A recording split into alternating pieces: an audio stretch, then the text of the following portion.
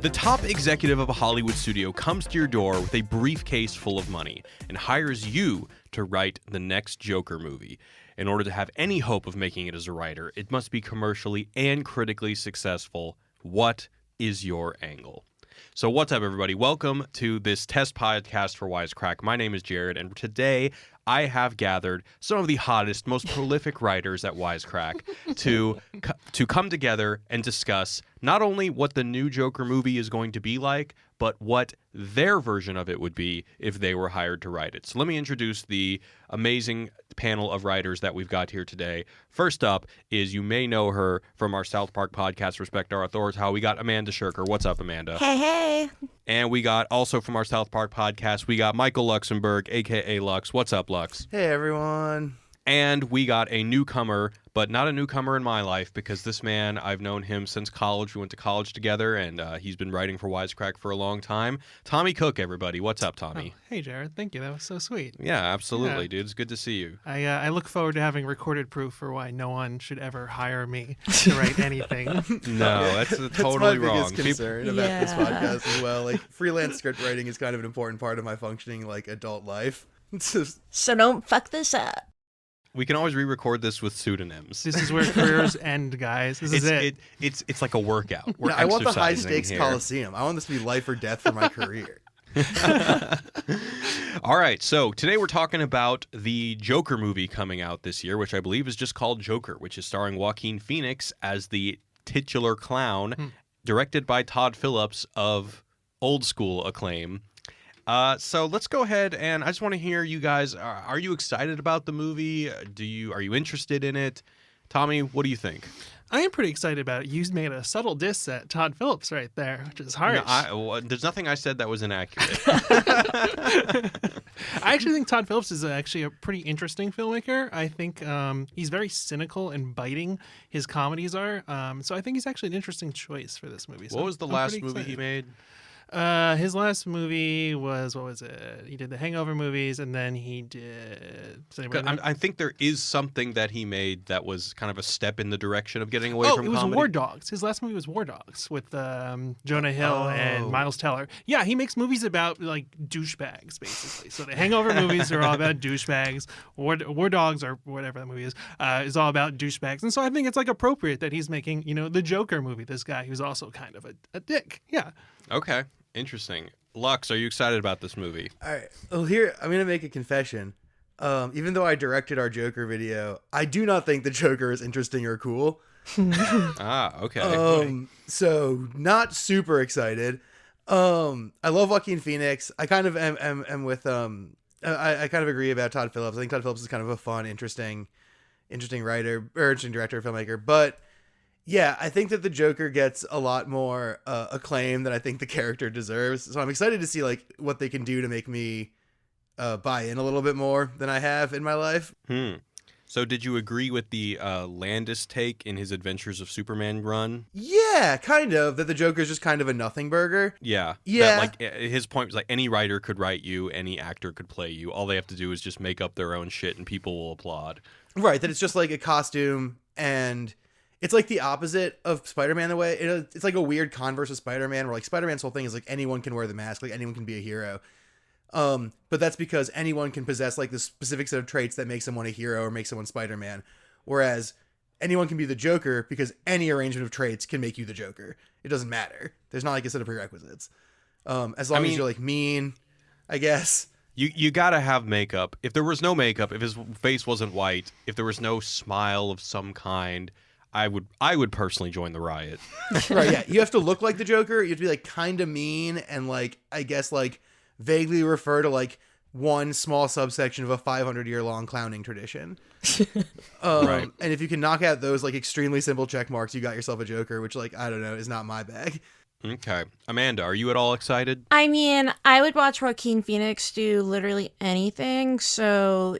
yeah, I'm pretty excited. I'm not like a connoisseur necessarily of the comic book film, but I'll definitely be seeing this one. Okay.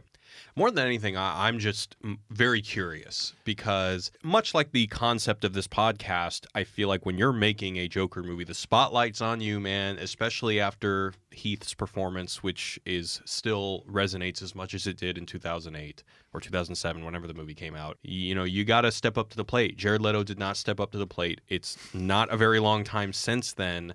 And Joaquin Phoenix, you know, there are very few. It's interesting. There are very few actors that have this kind of like mystique behind them of like they could turn into anybody. You know, there's like the Daniel Day-Lewis's, but I feel like Jared Leto is one of them, and Joaquin Phoenix is one of them. So I don't really know how many other actors there are that would generate this same kind of, oh, it could be as good as Heath possibility. Yeah, I mean, I'm inclined to agree. Especially, I'd put Joaquin Phoenix like as a performer orders of magnitude above Jared Leto. To be honest, like I think that he might be the best living actor.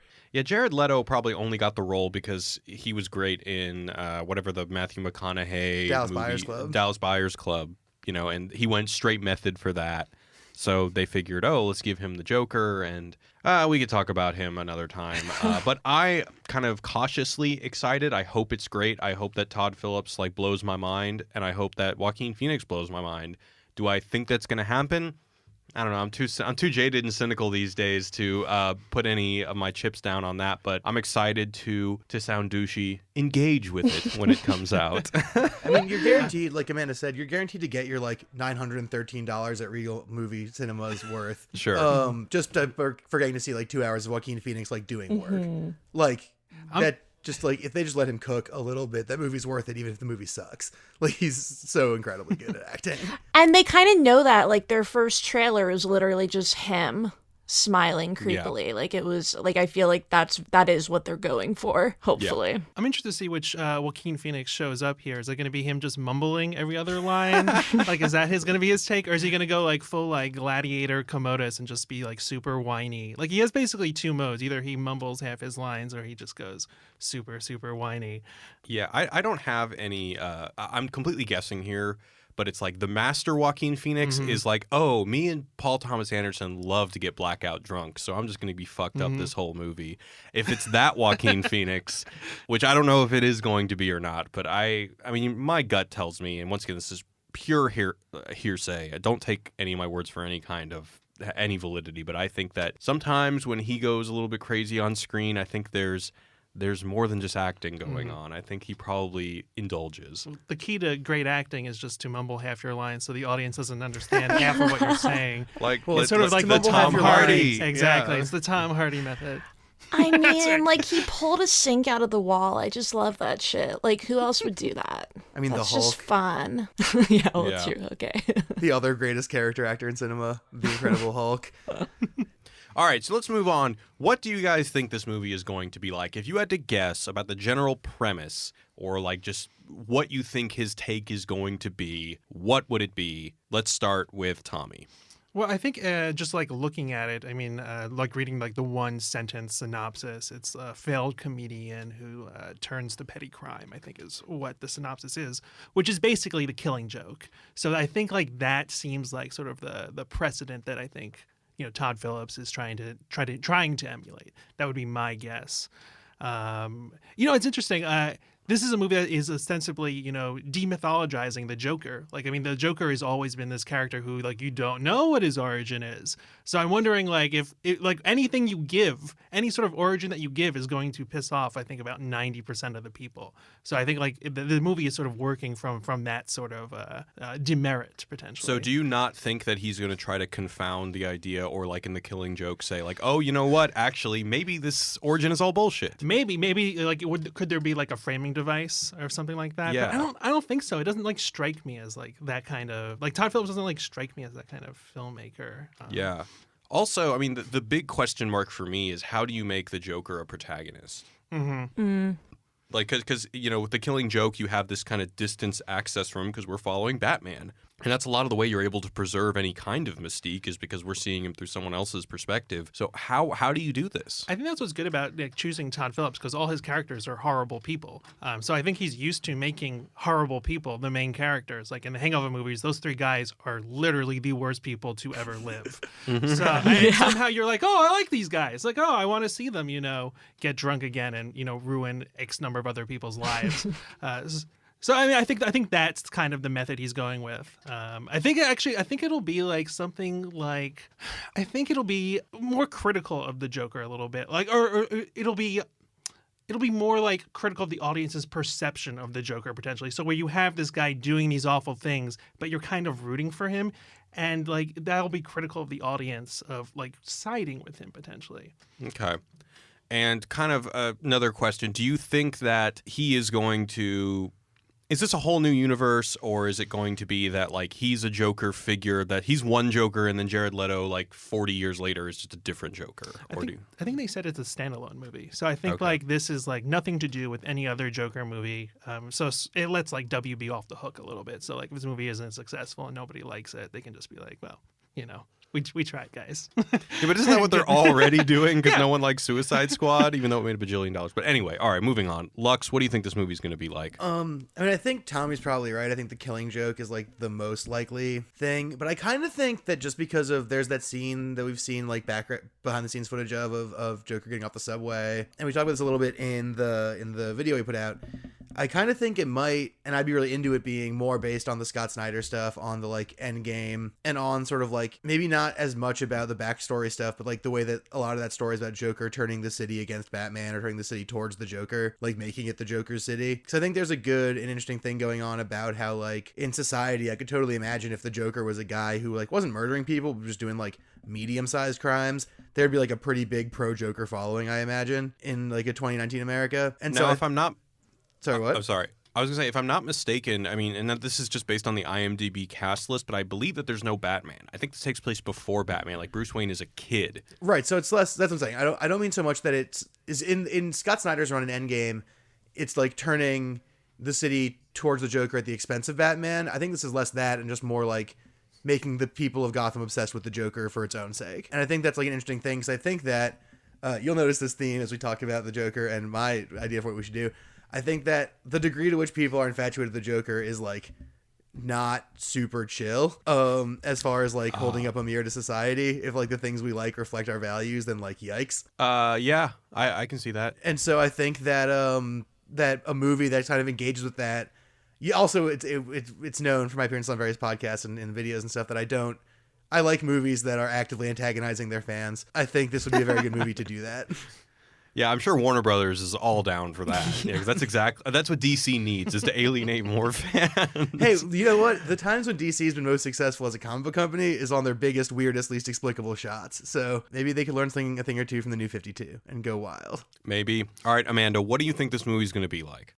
Well, I hope that there's a scene of... he's a struggling comedian, and all I really want to see is Joaquin Phoenix as one of those dudes in Times Square who's, like, handing out those comedy tickets, and who's like, hey, man, you want to see a show? Because I think that would actually be the scariest thing in the world. But, I mean, there's obviously a lot to work with just, like, the humiliation that is stand-up comedy.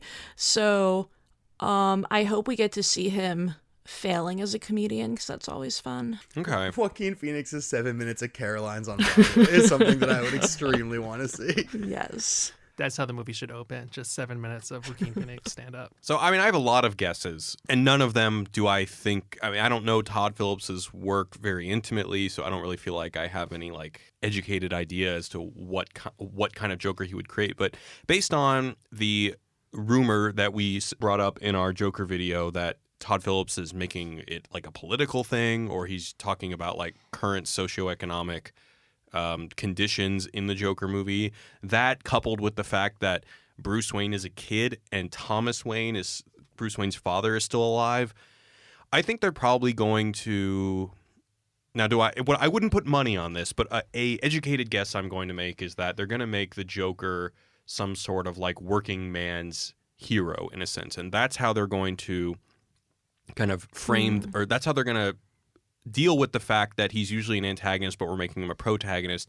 So Lux mentioned some of those behind the scenes footage of him running through a subway. One of the other interesting things is that there are other people around him with Joker masks on. Now, this could be some sort of mental delusion of his. The movie could be about him losing sanity. It could also be about like a standoff between him and Thomas Wayne or something like that, where he tries to, like, he's a failed comedian, he's out on his luck, he's broke as a joke, and maybe they contextualize the whole Joker thing, whereas like Heath Ledger's Joker was that like he's like a nihilist, so he jokes because everything is trivial. This one would be like, our socioeconomic state of the world or state of the country is itself a joke. And then I imagine like he spreads chaos as a way of kind of like upsetting a corrupt system.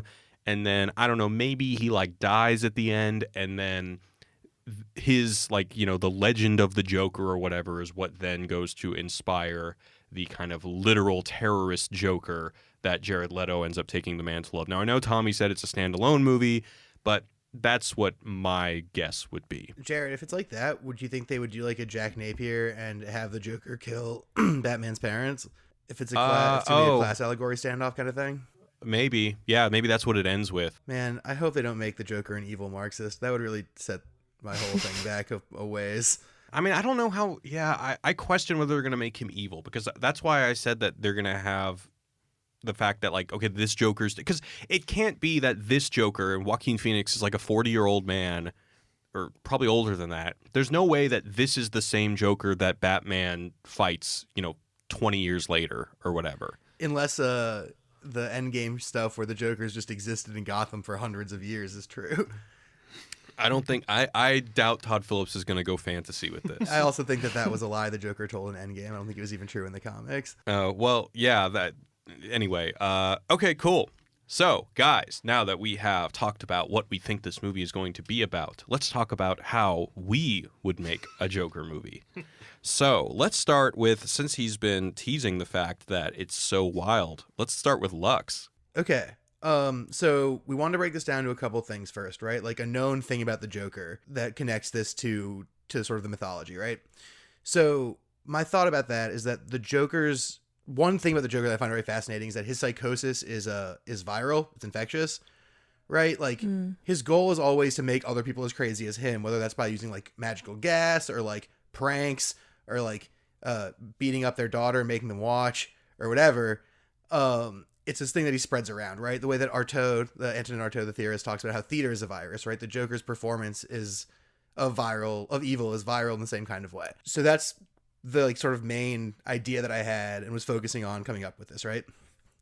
So if that's true, then what I want to talk about isn't actually the Joker, the guy all the time. I want to talk about the Joker, the virus, which is why in this movie, the Joker is more of a structuring absence. Go on. Than a character in the movie. So I'll walk you guys through it. In Act 1, we start on Derek, a sad, lonely boy, but also kind of a shithole edgelord. You feel bad for him because but also he's had sort of a Joker fetish, which is maybe not the best look in the world. He's on his way home from school where he's bullied, but also has one of those scenes where like he looks at his bully, then like looks at a sharp knife and like thinks about it. When on his way home, he learns that the Joker is dead, which means that the upcoming Gotham Day parade is looking like the biggest in ages. He also, at home, we learn he's like a latchkey kid whose parents don't give a shit about him. He goes online, looks through forums, and learns that like as sort of counter programming to like all this like pro Joker death stuff, there's a big like Joker mourning convention thing. At the convention where she goes to, Derek, the kid who's played by Timothée Chalamet, meets for the first time some other kids like him, except like a little more hardcore. He befriends them and even develops a crush on this girl named Sarah, who's played by Kiernan Shipka, aka Sabrina the Teenage Witch. She proposes the idea that they like these teens all got together, take up the Joker's mantle. They like can buy costumes and like gear at the convention, and then use that to sort of like Joker themselves up. So they go with a big crime plan, and then we get to Act 3, where they plan their big heist. And it goes fucking terrible, because they're goddamn teenagers, and they don't know what they're doing. Security guards go crazy, people get killed, they don't make any money, cars crash, things go fucking apeshit. But they leave behind enough Joker detritus that everyone's like, the Joker's back, what the fuck do we do? Big time panic. They decide not to cancel the parade because they don't capitulate to the Joker's terror tactics. So then eventually, but the cops are still after our sort of protagonisty teens, but they're hiding out in an underground warehouse, safe house place where they're not found. Act 4 starts with Derek being like, you guys, I want to leave. This is not okay. This is too scary. He wants to leave, but the other surviving members of the crew make him stay. They don't want to get ratted out, and so he tries to escape while they're sleeping, but they catch him and tie him up. At night, he finally persuades Sarah that they should escape, and he does this sort of by being like, I'm scared I'll never see my parents again, like is very honest about all of his fear, and so is she. So they try to leave, and as soon as they're about to leave, who's outside? Oh, it's the Joker. Oh, shit. And now he's here. And that is how Act 5 starts, which is with the Joker confronting the teens. And he does a little spiel about how they fucked up his whole plan. He faked his death to lull the city into a false sense of security, which would get everyone out for the parade. That's where he's going to spring his master plan. But now security is super tightened, and he can't do it on his own. But since these kids wanted to be the Joker so bad, now they get to be the Joker. Cue evil smile. We cut to the parade where everything's fine, and then suddenly, gunshots, explosions, gas, people start dying of like the laughing gas, and they're all laughing crazy. Fires everywhere, huge scale chaos. Things settle down. We finally see the cops, and they find the corpses of all the teens with like the Joker face and crazy smiles. And then on a nearby rooftop, the Joker laughs and credits. That's so fucking dark. Holy shit. God damn. Yep. That's pretty sweet. That is pretty sweet. So why do these kids like the same reason why teens always like the Joker, right? It's like you're a teen and you don't fit in and people are mean to you, and there's this character or this person out in the world who like says that the order of things, that like the jocks and the popular kids should be in charge. Like he says that's wrong and he does stuff about it. And even if the stuff he does is fucked up, like it's action against the system that you don't like. Well, this Joker that the kids, I guess, are into, tell me a little bit about what he represents. I think he'd be close to the Heath Ledger Joker. Okay. I think he'd be sort of this like force for chaos, right? You know how like there's like that like poorly informed teenage anarchism that's just like systems are bad because they're systems. Yeah, but I get how like you would admire the Joker as a symbol, but like as a real person who like blew up the hospital down the road, I don't know, man. Like, you'd have to be seriously it's the same sick way that, in like, the head. people valorize serial killers and stuff. Yeah, totally. I can totally see like anarchist teens being like, "Oh, sweet man, like the Joker." Yeah, but could you think of all the identify people who are with just them? jacking off to Ted Bundy these days? Yeah, man. Oh, just because there's a new Netflix documentary. But the new Joker documentary. There is a sense of like enough time has gone by to where being, and it's not that like people are like, oh man, Ted Bundy, like I want to be just like him. It's more of like a morbid fascination. But this is like these kids really want to emulate this guy like it's their hero. I question whether I'd be able to identify with those kids. That's fair. My inspiration, obviously, I think maybe not obviously, came a lot from the Joker guy who shot up that movie theater. Yeah. And like where his headspace was like sort of the inspiration for like the Derek character, stuff like that. And I think but even that kid is so deranged that even if you made a movie following him, like has anyone ever seen that Gus Van Sant movie Elephant? Oh yeah.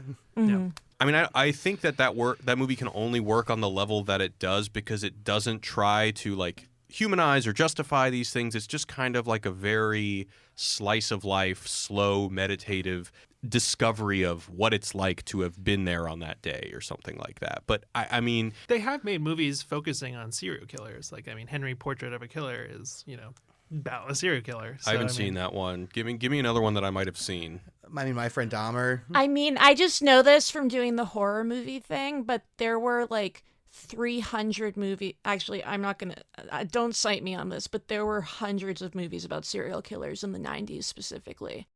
But don't they always have some sort of a proxy, like whether it's like Clarice from Silence of the Lambs? Well, I feel like what I can see is the way that teenagers egg each other on and, get each other in deeper because of like the innate teenage need to belong with whatever the group is doing. I feel like that's pretty relatable, and everybody got, pressured into doing stupid shit or things escalated. So I feel like that's pretty relatable to me. Right, like my idea sort of, especially for things going totally pear-shaped, is like, so he meets these kids, right, and he's like never had friends before. All of a sudden he's down to do whatever they want. This girl Sarah's kind of the ringleader, and their proposal for their plan is like, we'll dress like Joker guys, we'll go into the bank, we'll have like guns, but we're not planning on using them, and we'll use that to like trick them to give us the money, and we'll leave the cards behind, like no one gets hurt, it'll be fine. And then like as soon as they get there, like security guard pulls a gun, people start firing, and everything just goes totally wrong. Like it's not like they're like cold-blooded expert killers or anything.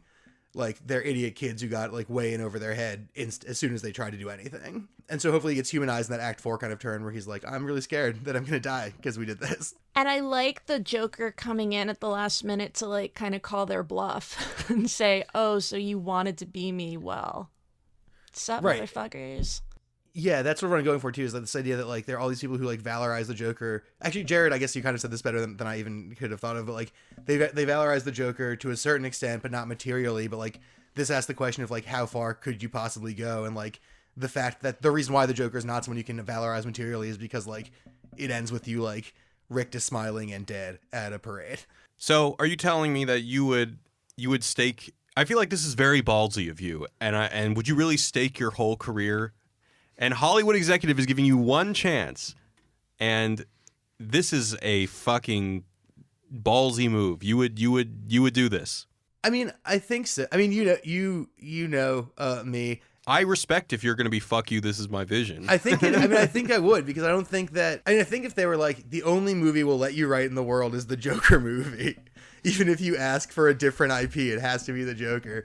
Then I would try to find some way around it, because I just don't think that like I think that what you said about the Heath Ledger Jared Leto thing's really really insightful in the sense that like I don't think you can write a good Joker. You can only perform a good Joker. That's fair. And I also like, do we really need another one? I like that at least you're trying to. I mean, although the Joker does show up in the end, I like how you're trying to circumvent basically the wish fulfillment that everyone has. Is everybody just wants another wowing Heath performance, which even if you have Jared Leto or Joaquin Phoenix, you're just setting yourself up for disappointment. So I like how your idea deliberately subverts the wish fulfillment that everyone is seeking. Yeah, I was trying to do some. This is a quick George R. R. Martin lesson that I learned, is like the power of the structuring absence. Like in the first Game of Thrones novel, like Stannis Baratheon's not in the book, right? But like everyone's constantly talking about him or what he would be doing or why they're glad he's not there or how they're worried about what will happen when he shows up. And so like he's a huge part of the story without being there. And I've always found that to be like a really fascinating way to write a story about a guy. I think your idea is super interesting. I think it's also not only a ballsy idea, but I think it would also be really hard to pull off, because there are very few examples I can think of in which you're shown a character and that is not likable at all, but you're still engaged without liking them. Because we don't want to feel like, oh man, if I were these kids too, I would also hate society enough in order to, plan to rob a bank or bomb some shit like the Joker, right? Yeah, I mean, it's a tough... Let me ask you, would it be a comedy? Like, what genre are you thinking? That's the thing, is I think that Acts 1 and 2 would be kind of darkly comedic. And even into Act 3 with the action set piece. I don't think you would get really grim introspective until after that. Mm-hmm. I think there'd be like a real hard like cinematic turn in Act 3 when they confront to go Starship Troopers, like how they have that part where like the music drops out and everything's just like horrible, or like when they land in Saving Private Ryan, like one of those moments that just totally pivots your perspective of like the moment. Like they're all like, crime is cool, the Joker's cool, we're teens, and they're like, oh my god, Derek or like Kevin and like Letty are dead. Yeah, like holy shit. I also like how, and I think this is kind of your whole point, is how you're criticizing people's infatuation with the Joker. It's because like, oh man, the Joker's cool. He's a nihilist. I'm a nihilist. And I like how the point you're making is like, yeah, that's pretty cool, right? You end up like dead with a smile on your face. You know, like your edgelord shit, if you follow it to its logical conclusion, is probably not as cool as you thought it was. Yeah, and I just think that you could make some cool teasers. And you could also do some cool thing of like, like maybe if you make it so that like, in every sort of sequence, the Joker is there. You just don't know that he's there because like he's got a mask on or no makeup or something. Like you could even do some like visual Easter egg stuff like that. Let me ask how crazy you are. Would you do like a Metal Gear 2 and to like make it seem like the Joker's in the whole movie, but then like when you actually sit down in the theater, he dies within the first 15 minutes and we're following these kids instead of the Joker? Oh. That might even be better. Yeah, that would be a better starting point. If we see the Joker do his fake death, and we think it's real, and then we spend and that's like 5 minutes, 10 minutes in, and we spend the rest of the movie with these kids until the Joker comes back at the end. I'm just thinking about like the marketing. I dig that. Yeah. Well, I like this idea, Lux. I think you're fucking insane for doing that in this scenario, but I respect the hell out of it. I don't remember I'm sure you remember because there was a text conversation we had maybe 5 hours ago when I said, just so you know, it's going to be weird. No, I love the weirdness. All right, let's go with Amanda next. Amanda, how would you make the Joker movie with your bag of money and and this is your ticket to get into the Hollywood Writers Boys and Girls Club? Yikes. Okay. So I was tempted to piggyback off of the Joker constantly reinventing his mythology and doing a kind of like 3-act, 3 different stories about him. But I was like, this is my career we're talking about. So I went a little more conventional ? So in previous incarnations, we see the Joker getting perverse pleasure from the pain of other people.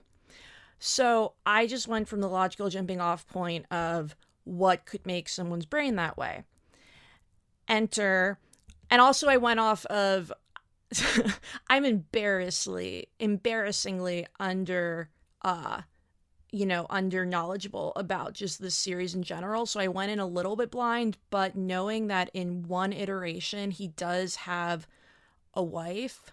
So I just pretended that she is a exotic dancer who gets murdered when she refuses the advances of a crime lord.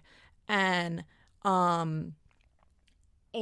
then the Joker finds out, well, he's not really, the Joker finds out that she was pregnant and that's, pretty upsetting. So he's really upset. And he's also a laboratory assistant for a scientist. This scientist is trying to figure out a way to get rid of a person's ability to experience intense pain. And he's like, well, you're a pretty good guy to try this on. And the Joker has nothing to lose at this point. So he's like the guinea pig for this attempt to get his pain receptors removed. Fast forward, shit goes wrong. I don't know, lightning bolt, something gets fucked up, and it ends up now he feels pleasure at other people's pain. So that's where that comes from. And so immediately, of course, like as he's realizing this, he kills the doctor and has a fucking ball with it. And then, sets out to get revenge on the people who killed his wife. I don't really have like There's a lot of act by act. That's just kind of that's fine. There's like a lot of Frankenstein in this. Yeah, Was that deliberate? I sort of knew that was happening, but if it works. I'm insanely into the idea of the scene where he discovers that he enjoys inflicting pain on others with the doctor. That sounds like it would be insanely cool to watch if it was like directed in a cool way. Yeah, Did anyone see that episode of Black Mirror where something like this kind of happens? There's like a doctor who tries to make it so that he could feel what his patients are feeling. Yeah, I've seen that. Yeah. And eventually it makes it so that he can only get off by feeling other people's pain. So it's kind of similar, but I actually don't know that one.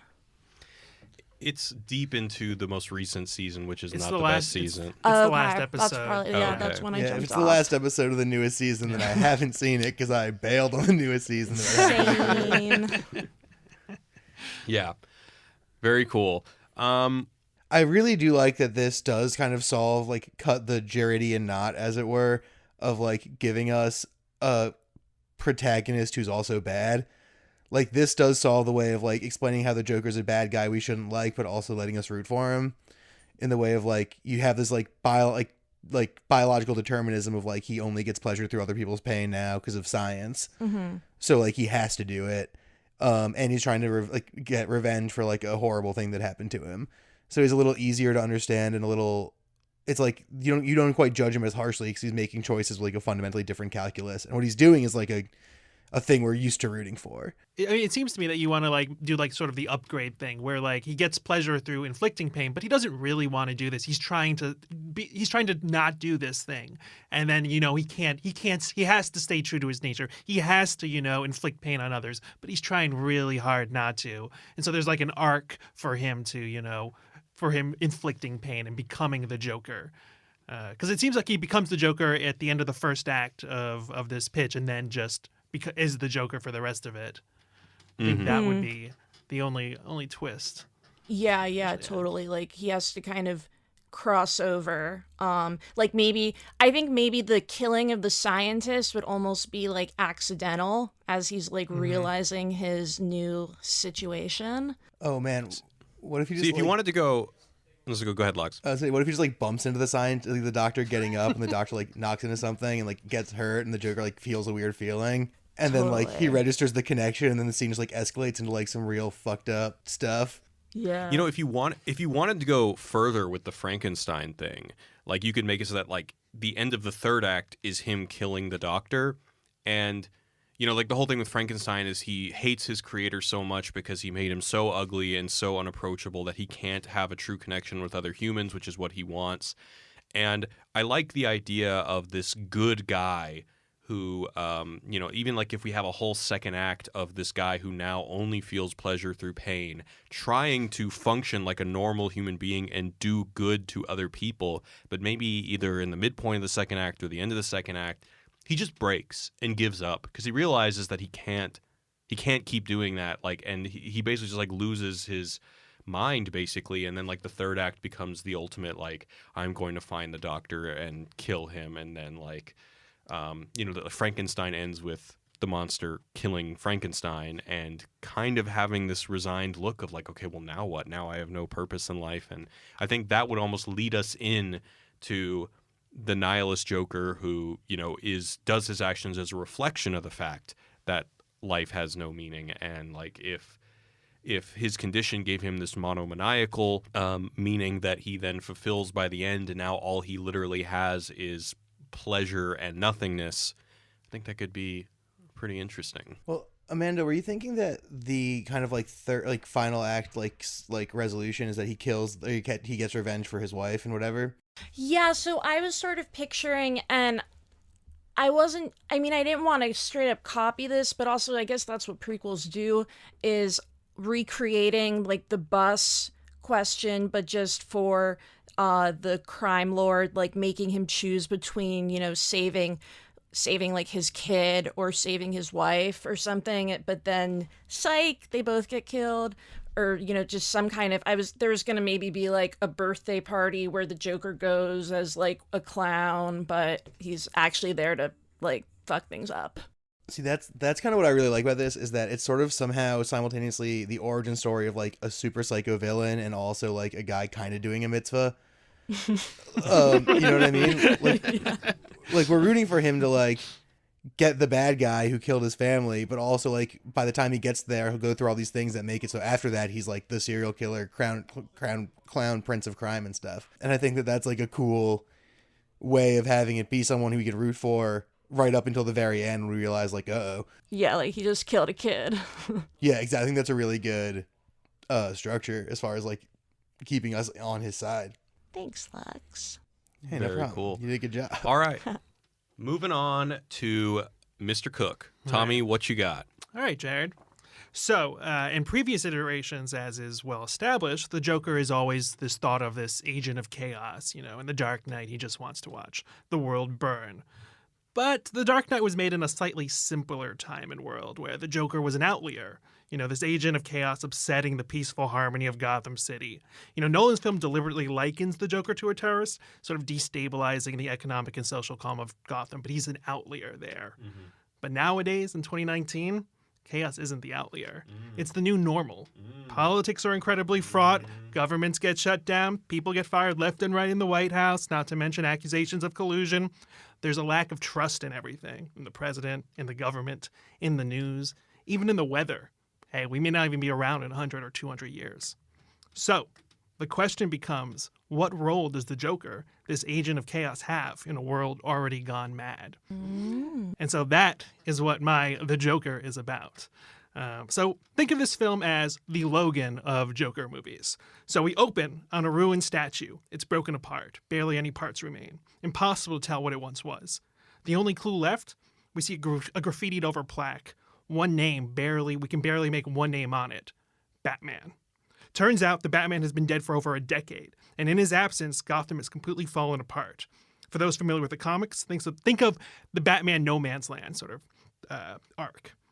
Gotham without Batman is now ruled by various gangs, mobs, and corrupt police officials, but they all report to one man, the Joker. The Joker has amassed total control over the city. He strikes fear in everybody. But now, the Joker's getting older. He seems different. The gang, mob bosses, and corrupt police officials, they begin to notice the Joker acting slightly off. I mean, he's always been crazy, obviously, but even by the Joker's standards, he seems like he's going a little mad, maybe even senile, especially in his elder age. So, the Joker himself begins to see apparitions of his younger self, the multiple backstories he's always told of himself as a struggling comedian, as a low-level hoodlum, as a mob enforcer, as a bank robber. Trouble is now, the Joker himself isn't sure which one is real and which is fantasy.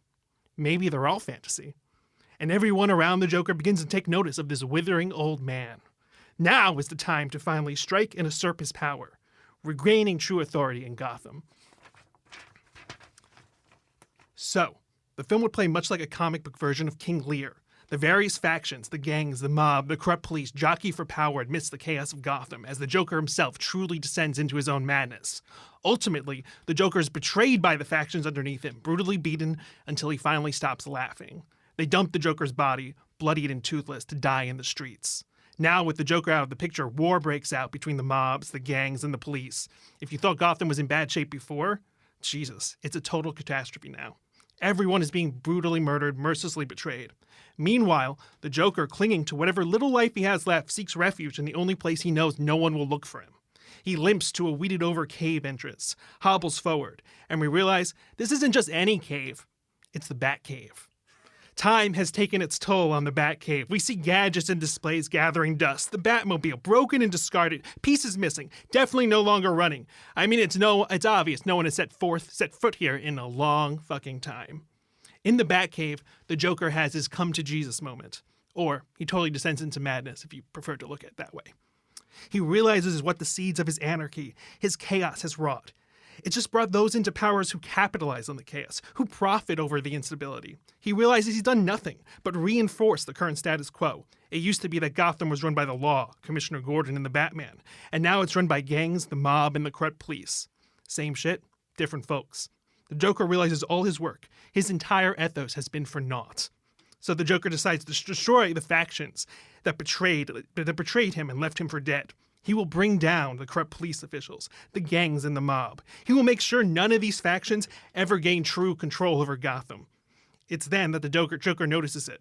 Torn and grimy, patches missing, an ear broken off, but even still, definitely wearable.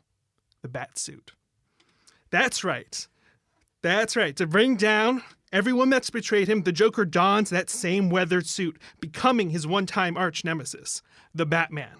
A la the Joker comics, for those familiar.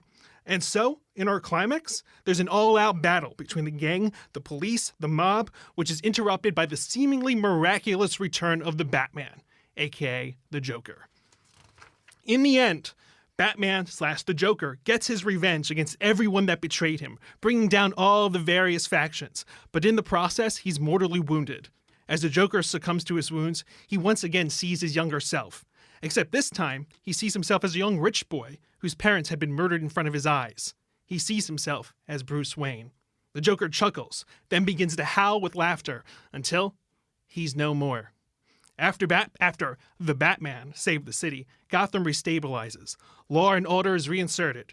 In an ironic twist of fate, the Joker's last act brought not chaos, but stability to the city. The end. Damn. Dude, like, I've got goosebumps. So it's the exact reverse of the Batman who laughs. So, okay. That was awesome. Yeah. But my question is, so you said that like he realizes that his ethos has only brought about, bad shit, but what is his ethos? His ethos would be chaos. So he wants to bring chaos everywhere. So, okay, but he accomplished that. It's the Littlefinger strategy. Chaos is a ladder, I guess. Okay. But, I mean, it's the same stuff. Like, he brought chaos, but then all that does is just bring people into power. I thought, first of all, I would see this movie in a heartbeat. But I'm kind of in the same camp what I thought with Lux. Like, you're fucking nuts if you think that like people aren't going to like the Joker having a come to Jesus moment. I mean, that's like. I mean, talk about, you know, they say that he is, because if we say that Batman is incorruptible, he's also incorruptible in the sense that you can't make him into any kind of an ideal, or he can't have any ideals. And I guess, like, my big criticism would be, like, what more so than him just being beaten from an inch of his life makes him give that turn? I mean, I think that's a fucking powerful turn. I would just want to, like, you know, how do you do it? You know, how do you do it? Like, it's tough. I think maybe a big key part of the Joker getting beat up has to also be the Joker getting laughed at. Mm-hmm. Okay, In the same way they talk about Landis, like and I think in Landis, I think that's the way you get that turn, right? Is that like basically the Batman choice is almost like, they want a joke, I'll show them the biggest fucking joke imaginable. Right. Like, there is no bigger joke than the Joker becomes Batman and ruins all your crime. Like, that's So I'm saying the ultimate Joker joke. And I think if they laugh at him and position him as like needing to one up their joke, then I think that it makes a lot of sense to me. So I'm saying this like half seriously, but like, is it that I can't even believe I'm about to say this because I feel like it's just gonna sound dumb. But like, if he's joking a joke, he's being serious. But it's kind of like, you know, the from like modernism to postmodernism to metamodernism. Like, metamodernism is like a coming back to sincerity in a sense. So it's like in order, basically the Joker just has to get more meta about comedy to like, you know, you're laughing at me, fuck you, I'll pull an even more meta joke on you by making everything orderly. How do you like that, asshole? They force him to listen to Joaquin Phoenix's stand up, and that's I mean, if we're saying, like, per Tommy's description, right, what does the Joker do in a world 2019? Like, 2019 is like the meta response to the meta response to the meta response all the time. Like, What do you mean by that? Like, that is, like, you know, like, I mean, like, right now on Twitter, like, fuck Jerry is trending because, like, comedians making jokes about a Twitter account stealing their jokes that they made about the shitty Twitter account stealing other people's jokes is, like, the discourse today. You know what I mean? Like, there is so much of this, like, you think you're doing the thing, I'm going to do the thing, but in a way that subverts you're doing the thing. Right. Endlessly. And so I think that, like, and that does seem like of a piece with like the Joker's response to, like, because it's not just that, I don't know, I really liked my idea, but I'm like kind of 100% more bought into this one than that one. Largely because I think there's like a really profound, interesting thing here about how like the Joker creates chaos, but like nature abhors a vacuum. And so like order creates itself anyways. Or just like at some point, if the chaos joke has gotten stale, the best thing you can do is just be orderly. That's the best joke at that point. Yeah, exactly. You know, and that's why I'm so into this thing. Yeah. Right. I feel like if earned, like that moment when the Joker becomes Batman is just fucking awesome. Yeah, if earned, that's like spine-tingling moment in the theater where you completely lose yourself and you're just like, oh my God, this is so good. Yeah, I'm not actually familiar with that comic that you mentioned in which the Joker becomes Batman. it's a little different in that one. It's like it's been a while since I've read it, but I mean, it doesn't matter. I mean, like you can draw from whatever, but God, that's fucking awesome. Yeah, like I said, this reminded me a lot of also like the reverse version of the Batman Who Laughs, where Batman becomes the Joker. Right. Yeah. Oh, Yeah. that's what I Yeah, was yeah. talking about. Yeah. Well, there's I Joker is the one that Tommy was referencing, and then there's also the Batman Who Laughs. Because they've gone to this well a couple of times, but this reminds me a lot of that one, just in the sense that like that one's really all about like reconciling the connection between the Joker and Batman as two sides of the same coin, and that like this is a story that makes that very literal. Yeah. Which is fucking cool. Yeah, so cool, dude. I don't really have much more to say. Anyone else? I guess my only thing is like how does like what does the Joker represent, I guess, in the same way that Jared was asking, like the way that like my Joker was like a Heath Ledger type Joker, and like Amanda's Joker was sort of like a classic hero movie guy, like the character from Upgrade as the Joker. Like, what kind of Joker is this one? I guess it would be, what if like the Joker actually won? Like, what happens when you actually, because he wants to create chaos everywhere. What happens when he's actually successful in his endeavor? He's always been thwarted by Batman throughout every single iteration of this. But what happens when you actually, succeed in your endeavor? What happens when the Joker, is faced with, his success and, the world just stabilizes? They just use the chaos to restabilize itself anyway. So it's that sort of question. If you're asking like what is sort of the model, I was thinking like King Lear, for instance. I think Right. like that is the model. No, actually, as you were reading this that, person. even before you got to the King Lear thing, I was like, boy, this is just the Joker does King Lear. Yeah, and then, yeah. And then you said it, and I Which was I'm like, word, totally cool, I love down this. for. I got something. What if like I can imagine like in the one of the climactic scenes when one of the people that used to work under him is like asking him like, what the fuck are you doing? Why are you trying to destroy? And his only reasoning for why he is having this about face is just because your material's got to stay fresh, man. Yeah, I mean, I Like was when imagining you're a that same scene. Like it's like the guys on the ground. I can see it. For people, just for context, I direct a lot more than I write these days, although I still do it for my writing. But so I think of things very visually now. And it's like I just imagine like a guy on the ground, like blood, and he's got the gun. The Joker's walking towards him, and the guy's just gibbering about like, "You did all this stuff. What are you doing? Breaking it down. You're doing it all blah blah blah." And the Joker's like looks at him like, "Ain't that a hoot?" And then just like shoots him with a gun and walks away. Like, Yeah. just like is Or just, fully like, leaning into that shit. I think that makes me it gets me so excited. Like the visuals of that sequence. So Or just like the fact that he has a come to Jesus moment, but that come to Jesus moment is motivated by the fact of nothing else than when you're a comedian, comedians require novelty. And in this case, chaos is just old. So now we have to get into order. Also, it has a classic piece of catabasis, the Greek tradition of going into the cave to find your true soul and knowledge. When he goes Yeah. into the Batcave, and that's like a great little classic literary device to tuck in there. Yeah. So what were you going to say, Amanda? I was going to say, so if the Joker has become Batman, who's his main opponent now? I think it's the factions. They're probably represented by one crime boss or one sort of main sort of gang leader, sort of in the same mold as The Dark Knight, where you had sort of Michael J. White as sort of the gang leader, and then you had I'm blanking on the other people right now, but you had other sort of Who's Michael J. figure. White? You mean like Eric Roberts? Oh yeah, then you had Eric Roberts as Yeah, well yeah. as sort of the Italian mafia guy. Yeah, Right. yeah. Michael J. White was I believe the sort of the gang leader. Yeah, he was the guy in the scene in Yeah, like the the guy in first the- scene where they- it's the black guy in the- the jacket. Yeah. Oh, The Gamble. pencil, the Gamble. pencil, the pencil scene. Gamble. Yeah. Yeah. Enough from the clown. That guy. Okay. Yeah. Okay, cool. So I'll go ahead and pitch something. I don't, as I explained to them before this podcast, unfortunately, because this is a test, I did not get enough time to flesh out this idea. But one scene in the movies that constantly speaks to me is the hospital escape scene from Silence of the Lambs. And I really like that because I think that Silence of the Lambs is a movie that is able to exhibit a character's intelligence through the actions that he does rather than necessarily kind of monologues and stuff. And I've always really admired that scene for that reason. And so I think my version of the Joker movie, at least the one I was able to come up with while we've been talking, is essentially like a movie about the relationship where the Joker is just a guy who is behind bars in a psychiatric ward. And it's about his relationship between him and his psychiatrist. Now, that psychiatrist can be Harley Quinn. I don't think it necessarily needs to be. But it's basically about his escape from prison. And, basically he's manipulating all of the inmates by, similar to the Snyder Endgame story, he's manipulating the inmates by telling, conflicting versions of his backstory. But all of this is kind of leading to him escaping from prison, becoming, and then I can even imagine a scene where when he's in the psych ward and after he's escaped, he somehow, while there's all this chaos going around him, he takes the time to apply the makeup for the first time.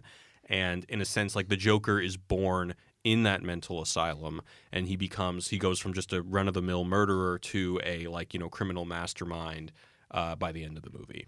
So, and I would really. When the Jared Leto movie, The Suicide Squad, came out, I was so disappointed how the scene between Jared Leto and Harley Quinn was most you heard almost no dialogue from the scene. It was all voiceover. And it seemed like, I don't know, when I watch that movie, I say to myself, this was a scene that was scripted and filmed, but it sucked because I think Jared Leto probably kind of didn't work, and so they basically just kind of used the footage but used it voiceover of Viola Davis, who's the best actress alive, to basically carry the scene to make it work. So I was really disappointed, and I want to see more of that relationship between the Joker, a madman, and a very educated psychiatrist, and see how he pushes her over the edge and infects her with his madness and manipulates her. So that's something that I really wanted to see in Suicide Squad. Was very disappointed to not see, and what I would like to see more of in a Joker movie. Sort of. Why is he in the psychiatric ward? Because he probably did a crime, like he murdered somebody or something. Yeah.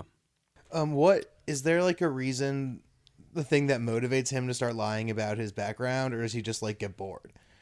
The idea would be, and I haven't fleshed it out yet, but I would like it to be that like all these pieces fall into place, that all of his motivation to lie is just to is all for the prison break.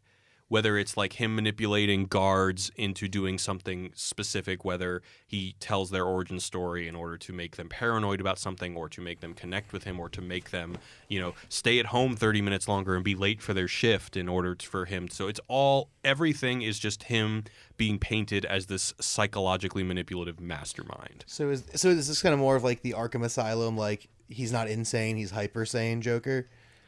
Yeah, exactly. Okay. Man, I was sorry, this is kind of not sequitur, but I was thinking about that while I was working on this today, that every Joker story either has to like include a reference to, quote, he's not insane, he's hyper sane, or a reference to, I prefer my backstory to be multiple choice. Like every Joker story has to have one of the two, and that's just been true since like I was born. But I really like the multiple choice backstory actually having like a plot element. I think that's cool because it's just kind of an affectation normally.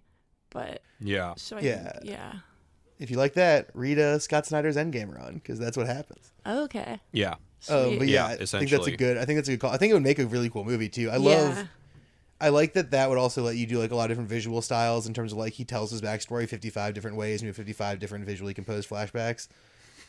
Yeah. And by the way, similar to Silence of the Lambs, I would want the protagonist or the person that we follow to be the psychiatrist. I don't want it to be the Joker. Oh, interesting. So we see the escape from her perspective, I assume her perspective. Yeah, I mean, I'm imagining Dr. Zahir. In Silence of the Lambs, there are scenes in which you're with Anthony Hopkins alone, but I mean, they're able to manipulate it to where you don't see the exact machinations of the plan, so they kind of withhold the information so that when you see it in action, you're like, oh my God, my mind is blown.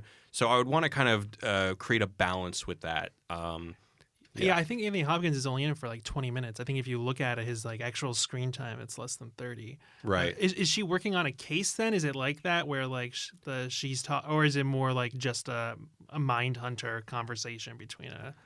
It's a good question. I would imagine it'd probably be more interesting if she had a particular goal. Mm-hmm. Like maybe that there's a body buried somewhere that she has to find out. She has to get that information from him. That would probably make it more exciting, yeah. As opposed to like Dr. Zahir writing a book or something. Yeah. I mean, I have not read all of Endgame, but I wouldn't go that route necessarily.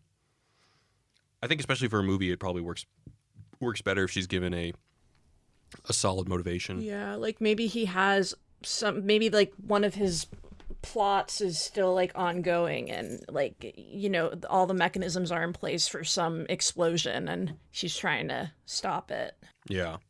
Do you see her as helping the Joker get out? Does he like make her in sort of a Harley Quinn fashion? I mean, or is that too similar? I think that could be really cool in its own right.